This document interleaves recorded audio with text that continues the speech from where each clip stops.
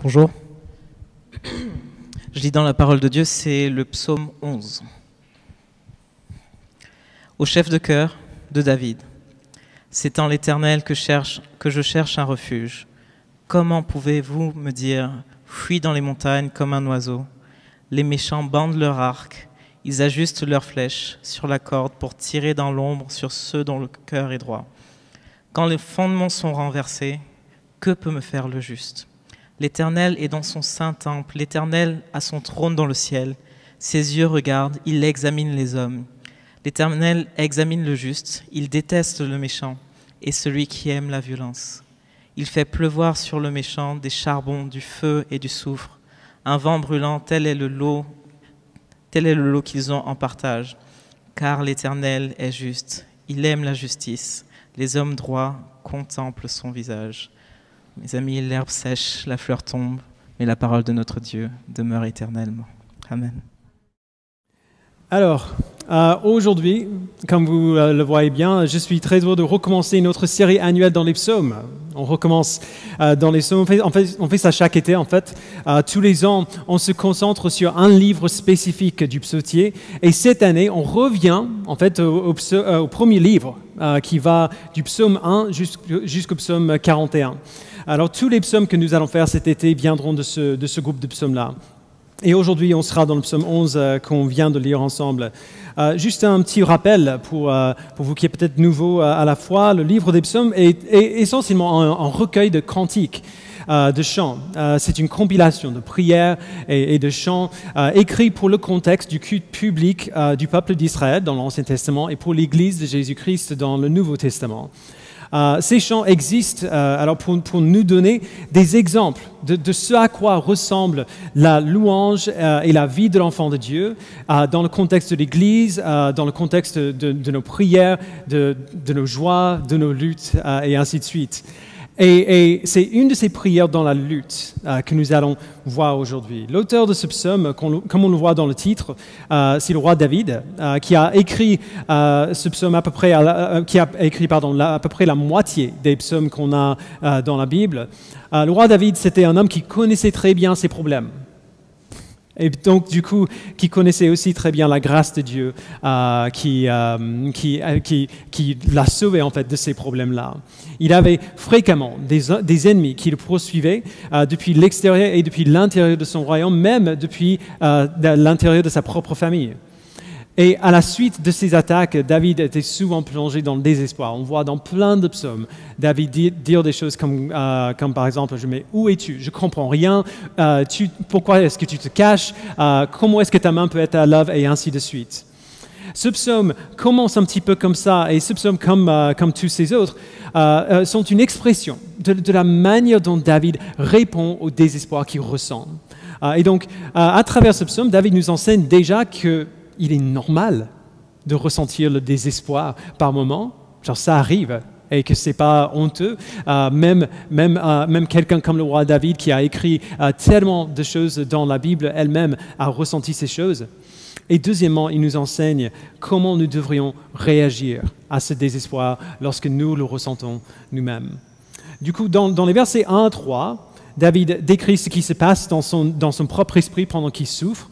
Au verset 4, il explique un aspect clé de l'activité de Dieu dans ce monde. Et puis, au verset 5 à 7, il explique le but de Dieu derrière cette activité particulière. Et du coup, David nous enseigne un aspect clé de la manière dont nous devrions voir nos propres vies et nos propres luttes. Et donc, donc d'abord, au verset 1, on voit que David décrit sa situation générale. Qu'il y a des gens qui viennent lui faire du mal, et il décrit la réaction naturelle en fait de nos cœurs quand nous sommes face à une situation similaire. Donc on va relire, on va le reprendre petit à petit. Verset 1. Donc au chef de chœur de David, c'est en l'Éternel que je cherche un refuge. Comment pouvez-vous me dire, fuis dans les montagnes comme un oiseau? Les méchants bandent leur arc, ils ajustent leurs flèches sur la corde pour tirer dans l'ombre sur pour ceux dont le cœur est droit. Quand les fondements sont renversés, que peut faire le juste? Alors, c'est assez intéressant parce que David donne un peu le sentiment, le sujet de crainte après, et il commence en fait par sa réaction. à cela. On ne sait pas exactement ce qui se passe ici. Il s'agit peut-être d'une attaque physique, genre une réelle attaque de la part des ennemis, ou alors du chaos qui menace l'ordre du royaume. Quoi qu'il en soit, les dangers montent. L'arc est prêt et il vise ceux dont le cœur est droit. Les fondements, comme ils disent, sont prêts à être renversés. Et ces fondements sont soit les gens qui assurent la justice en Israël, soit les principes de justice sur lesquels Israël est fondé. Ce qui se passe exactement, le vrai contexte de la lutte n'est pas très important. Ce qui est important, c'est le conseil que David reçoit, soit de la part d'un conseiller, soit d'un conseiller qui existe en intérieur de lui-même. Et je pense que c'est plutôt ça quand il dit qu'il parle à sa propre âme. David reçoit ce conseil, il a cette crainte qui dit « Sortez maintenant ». Fuis dans les montagnes comme un oiseau, va où tu seras en sécurité. Il y a des problèmes, tu n'es pas en sécurité ici, alors déplace-toi, mets-toi à l'abri. Alors on comprend bien cet instinct. On a tous connu des situations qui sont tellement effrayantes, qui sont tellement terribles qu'on n'a qu'une seule envie, se cacher sous la couette pendant 6 mois. En attendant que ça passe. Si on n'a pas connu des situations comme ça, c'est qu'on n'a pas vécu très longtemps encore. Ça va venir, ok? Des moments comme ça, des périodes comme ça, même prolongées. Mais la réponse de David est juste catégorique. Il dit au verset 1, « Comment pouvez-vous me dire ça ?» Mais non, comment est-ce que tu peux répondre comme ça?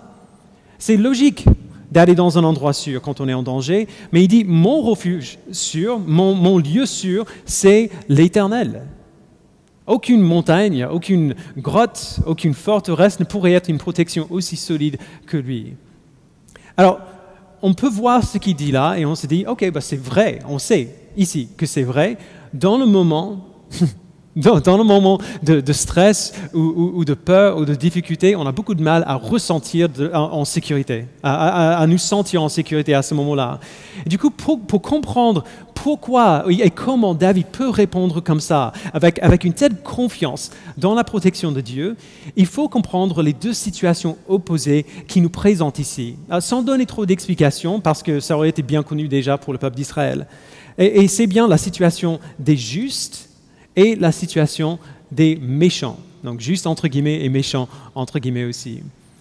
Quand nous pensons à quelqu'un qui est entre guillemets méchant, nos esprits se tournent rapidement vers les pires personnes auxquelles on pourrait penser. On pense à Hitler, un méchant dans un film de James Bond, quelqu'un comme ça. Et c'est possible que ce soit vraiment quelqu'un comme ça. Mais quand la Bible qualifie quelqu'un de méchant, ce n'est généralement pas ce qu'elle a en tête. Les méchants dans la Bible sont tout simplement ceux qui poursuivent le péché. Et c'est le cas de chacun d'entre nous, naturellement. On est tous des méchants. C'est rassurant. Le péché, c'est la rébellion contre Dieu dans nos cœurs et dans nos actes, et nous sommes tous naturellement rebelles contre Dieu. Aucun de nous ne veut que Dieu soit notre maître et notre Seigneur. Nous voulons régner sur nos propres vies. Et donc, les méchants vivent en rébellion contre Dieu. Et en conséquence, leurs motivations et leurs actions sont tordues. Ils s'éloignent de plus en plus du Dieu qui les a créés et ils s'enfoncent de plus en plus profondément dans leurs propres désirs égoïstes. Le juste fait tout le contraire. Le mot « juste » comme le mot « méchant » a deux sens. Le premier sens de juste est moralement juste, genre moralement bon. Tout comme le méchant peut être une personne qui fait des choses abominables, le juste peut être quelqu'un qui fait ce qui est moralement droit. Même les non-croyants peuvent être ce que la plupart d'entre nous, on verrait comme des gens qui sont justes. Le problème, c'est que bibliquement, cette définition de juste n'est pas suffisante. Parce que même si la plupart d'entre nous, on n'est peut-être pas aussi mauvais que possible, on n'est pas trop mauvais, genre ça va, il y a des gens pires, en réalité quand même, aucun d'entre nous n'est totalement bon.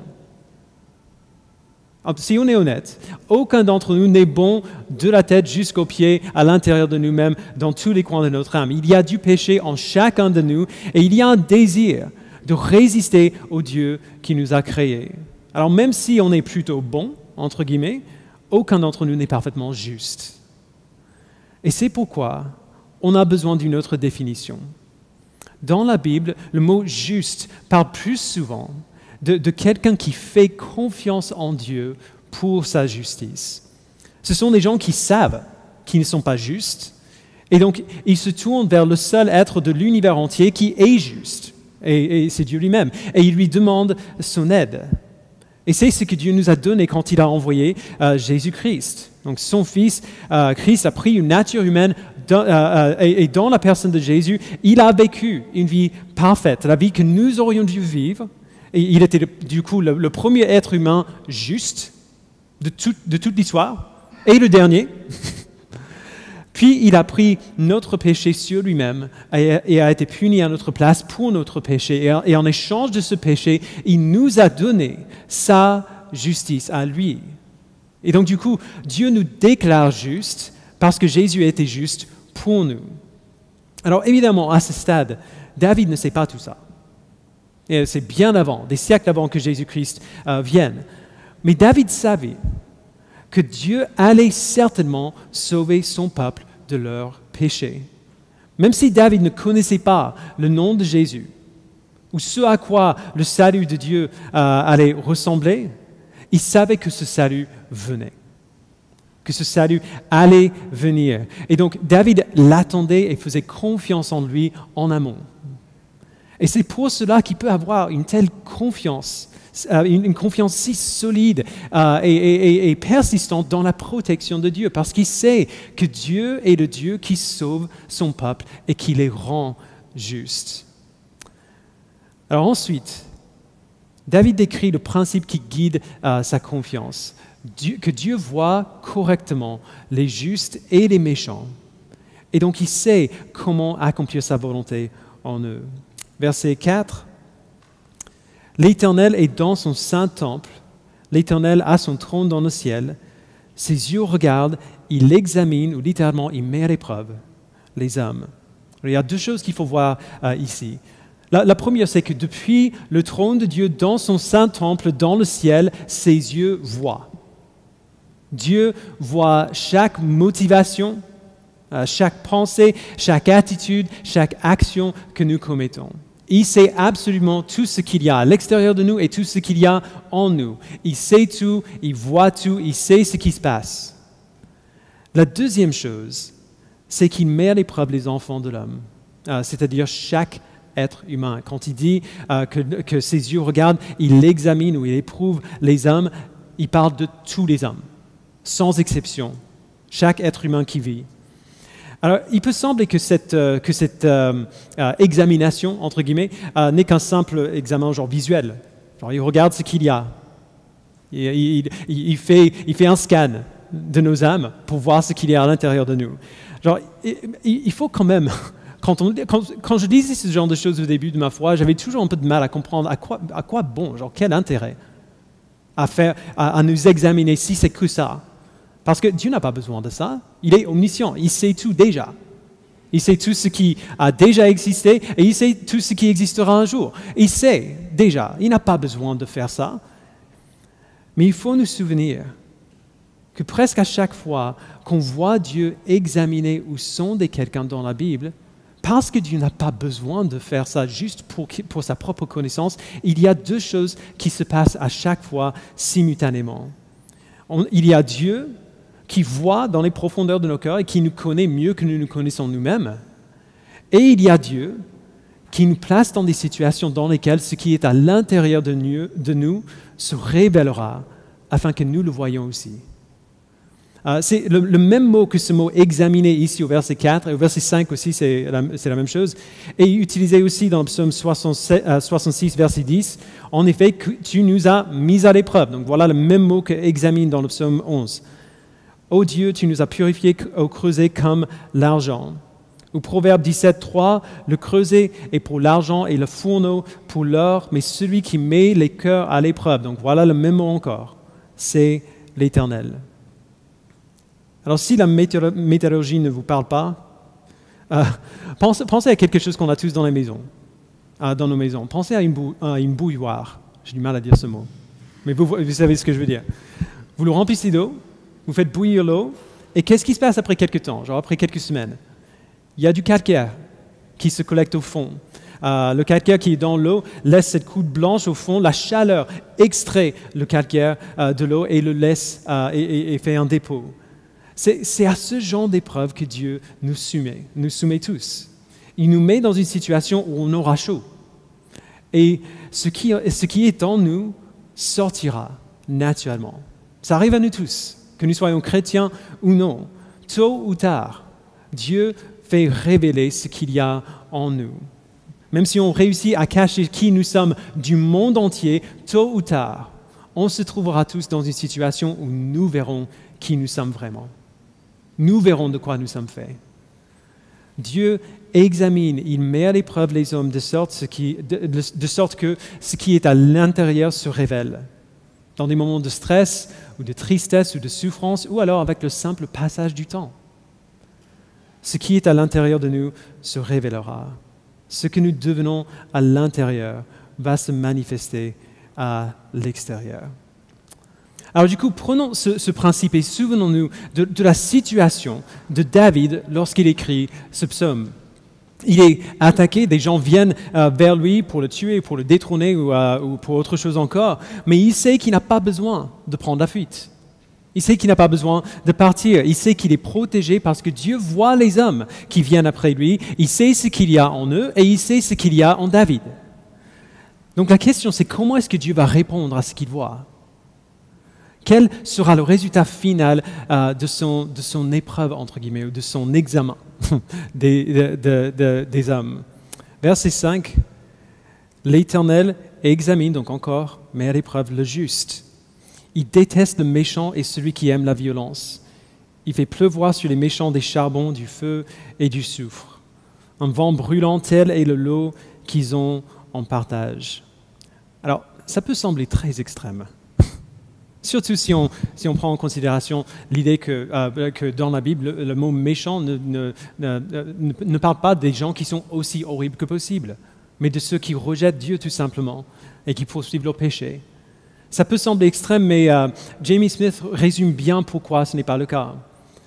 Il dit que si je voulais vraiment aller à la racine de qui tu es, si je parlais à une personne ici, et je voulais aller à la racine de qui tu es, je pourrais être tenté de te demander ce que tu crois, où tu as été éduqué, quelles sont tes opinions sur des sujets importants.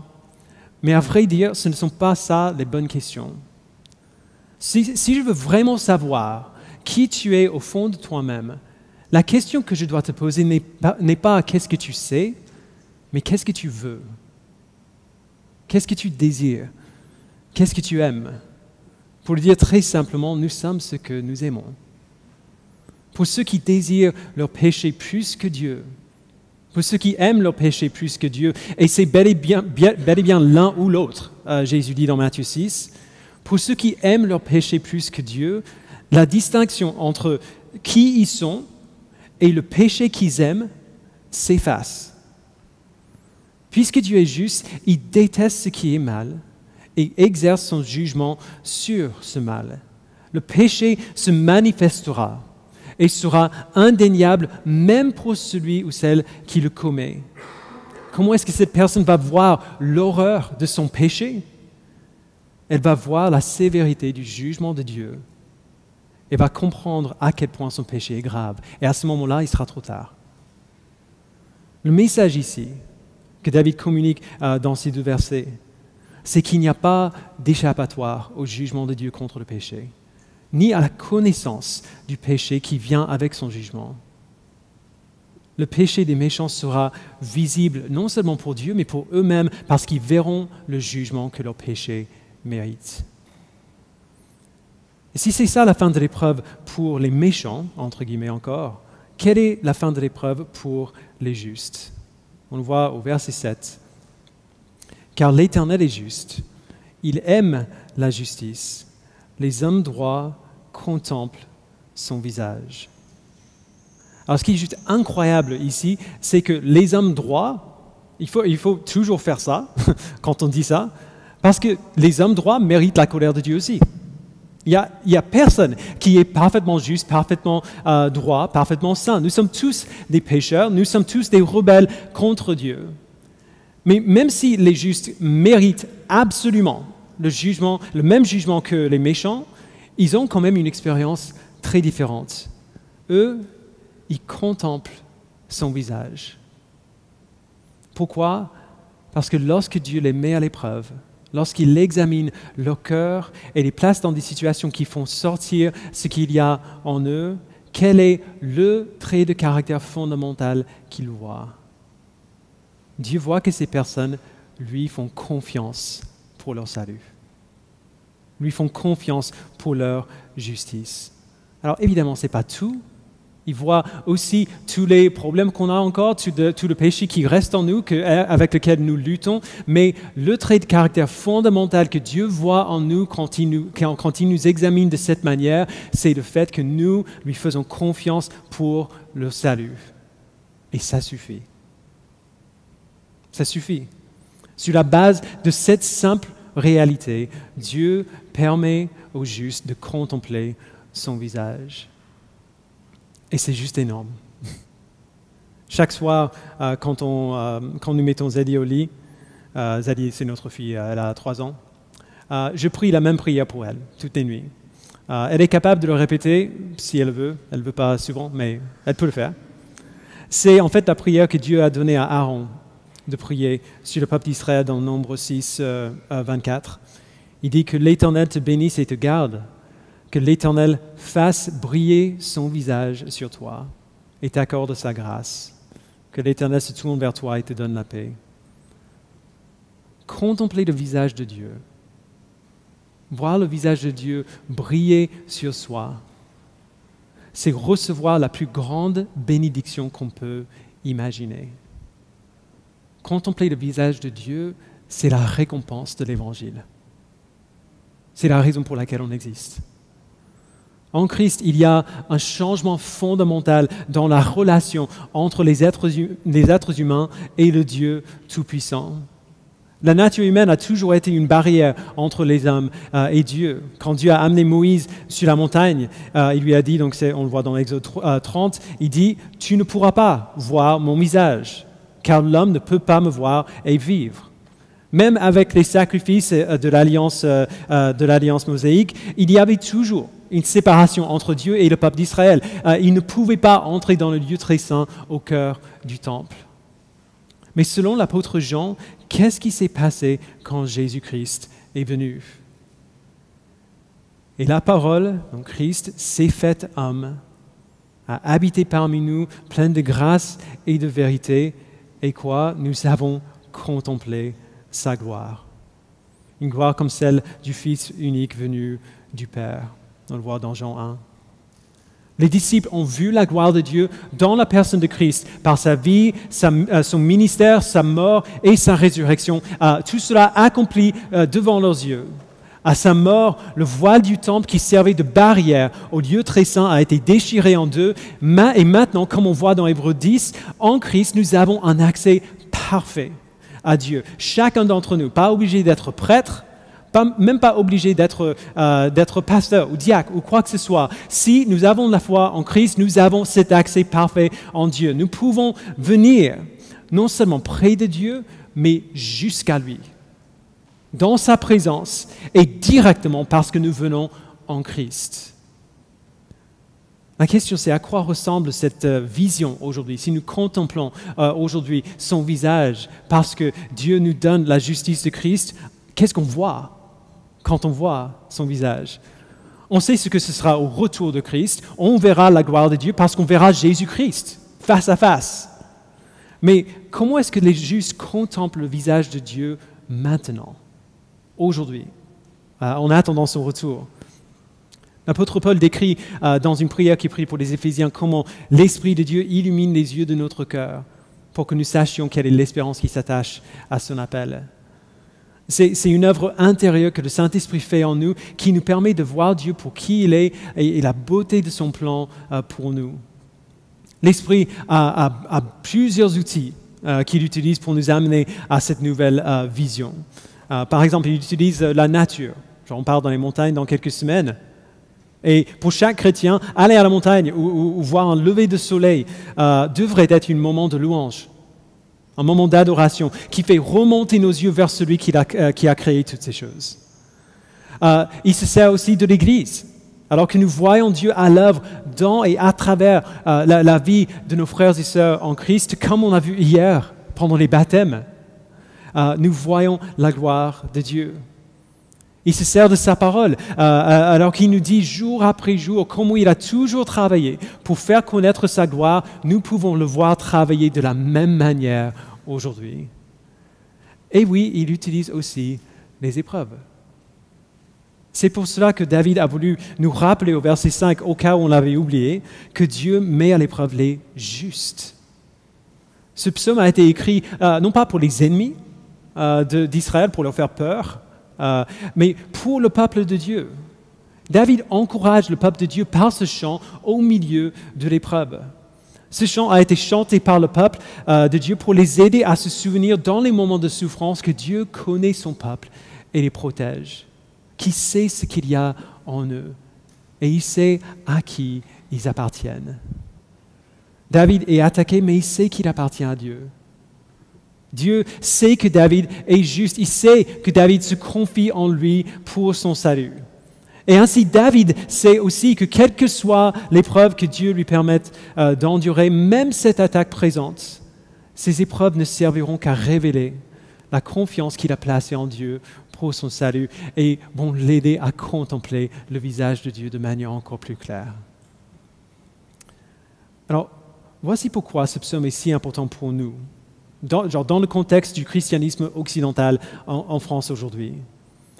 Les chrétiens d'aujourd'hui attribuent très vite leur souffrance, vous passez par une situation difficile, imaginez, vous connaissez quelqu'un qui passe par un moment difficile. Quels sont peut-être un des premiers mots qui vont sortir de leur bouche? Je me sens attaqué. Vous avez déjà entendu ça? Je sens vraiment que c'est une attaque. On dit ça très souvent. Et ça pourrait être vrai. Il pourrait s'agir d'une attaque de la part de personnes réelles, quelqu'un qui veut nous faire du mal. Il pourrait s'agir d'une attaque de la part d'autres personnes qui se disent chrétiens, ou alors même qui sont en réalité des chrétiens. Ça pourrait même être, comme beaucoup de gens disent très rapidement, une attaque de Satan lui-même. Je crois qu'on le dit un peu trop rapidement parfois, mais ce n'est pas pour autant que c'est faux. Mais du coup, quand on passe trop vite en mode attaque, alors, je suis attaqué, je me sens attaqué, qu'est-ce qui se passe en nous? Que devient notre attitude? On est soit en colère, soit effrayé, et on se met sur la défense. Disons que quelqu'un dit des choses sur nous qui sont fausses. On a envie de nous défendre, on a envie d'aller voir toutes les personnes à qui cette personne a parlé pour nous assurer qu'ils savent que c'est faux. On veut garder la trace et si jamais on pense qu'il y a peut-être des gens à qui elle a parlé dont on n'est pas au courant, en fait ça nous stresse. Parce que ça veut dire peut-être qu'il y a des gens qui pensent des choses fausses sur nous. Mais l'Éternel est dans son saint temple. Ses yeux regardent. Il examine les hommes. Nous n'avons pas besoin de nous défendre devant qui que ce soit contre des accusations injustes. Dieu sait ce qui est vrai et il défendra notre cause. Il rappellera à l'univers entier que peu importe quelles choses horribles on dit sur nous, même peu importe quelles choses horribles sont vraies à notre sujet, nous sommes à lui. Nous sommes ses enfants, Christ est mort pour ces choses, et donc nous sommes déclarés justes. Nous n'avons pas besoin de nous défendre parce que Dieu nous défend infiniment mieux que nous pourrions le faire. Ce même instinct de défense s'infiltre aussi, même dans notre relation avec Dieu quand on se sent attaqué. Nos prières deviennent non pas confiantes, mais désespérées. Et Seigneur, s'il te plaît, aide-nous. Qu'est-ce qu'on va faire? Comment est-ce qu'on va continuer? Qu'est-ce qui va se passer? Qu'est-ce qu'on va devenir? Et ainsi de suite. Un peu comme David dans les psaumes. Je ne dis pas que c'est anormal. Mais nous prions comme si nous essayions de convaincre Dieu d'intervenir alors qu'il n'a pas trop envie de le faire. Vous voyez le problème? La vérité que la Bible nous montre à bien des reprises, c'est que même les attaques contre nous ne sortent pas du sphère de son influence et de sa souveraineté et de sa bonté dans ce monde. Même les attaques légitimes que nous subissons n'échappent pas à son attention, n'échappent pas à sa souveraineté. Dieu ne nous regarde pas en disant « Oh non, ils sont en galère, il faut que je fasse quelque chose ». Ça n'arrive jamais que Dieu regarde notre situation et qu'il soit paniqué de nous voir en danger. Ce qui arrive, c'est ce qu'on voit ici, que l'Éternel éprouve les justes. Vous souffrez peut-être des attaques légitimes. Dieu permet à ces attaques de lever les yeux vers lui et de vous rappeler en qui vous placez votre confiance et en qui vous avez besoin de placer de nouveau votre confiance jour après jour. Vous souffrez peut-être des conséquences de votre péché. Dieu permet à ces conséquences de venir afin de vous faire voir ce péché et de vous en repentir afin que vous puissiez le contempler. Vous pouvez subir des attaques légitimes et injustes de la part d'ennemis sérieux. Dieu permet à cette attaque de venir afin de faire grandir votre confiance en lui, encore une fois, afin que vous puissiez le contempler. Dans tous les cas, si Dieu le permet, il le permet afin qu'on le voie. Si Dieu permet ces épreuves, il les permet afin qu'on contemple son visage. Alors même si la Bible nous appelle à prier et à prier souvent et continuellement pour que Dieu intervienne en notre faveur dans nos situations, nous n'avons pas besoin de prier avec peur. Nous n'avons pas besoin de prier désespérément comme si Dieu ne savait pas déjà ce qu'il nous fallait. Même dans ces moments où ce qui se passe est tout à fait injuste et tout à fait une attaque qu'on ne mérite pas, peu importe d'où elle vient, plutôt que de craindre ou de nous lamenter sur l'épreuve, nous pouvons prier comme David. Nous pouvons fixer nos yeux sur lui parce qu'il nous aime suffisamment pour nous éprouver et nous aider à le voir. Comment est-ce que tu peux dire fuis à la montagne parce qu'il y a des ennemis autour? L'Éternel examine les justes. Car l'Éternel est juste, il aime la justice. Les hommes droits contemplent son visage. Alors ça va aller. Je vous invite à prier.